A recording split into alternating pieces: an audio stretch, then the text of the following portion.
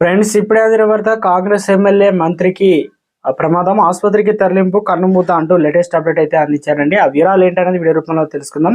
వీడియోని స్కిప్ చేయకుండా పూర్తిగా చూడండి, అప్పుడే కంప్లీట్ ఇన్ఫర్మేషన్ అయితే అర్థమవుతుంది.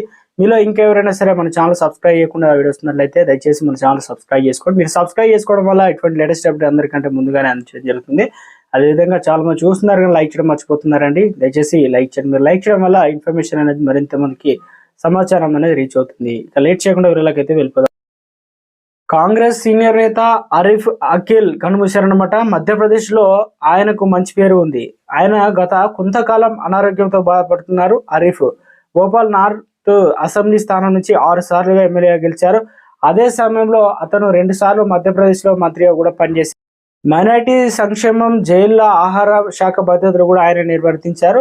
ఆరిఫ్ అఖిల్ 1990లో తొలిసారిగా ఎమ్మెల్యేగా అయ్యారు. ఆరోగ్యం సహకరించకపోవడంతో ఆరిఫ్ తన కొడుకు అతీఫ్ ను భోపాల్ నార్త్ సీట్ నుంచి 2023లో బరిలో అయితే నిలిపారు.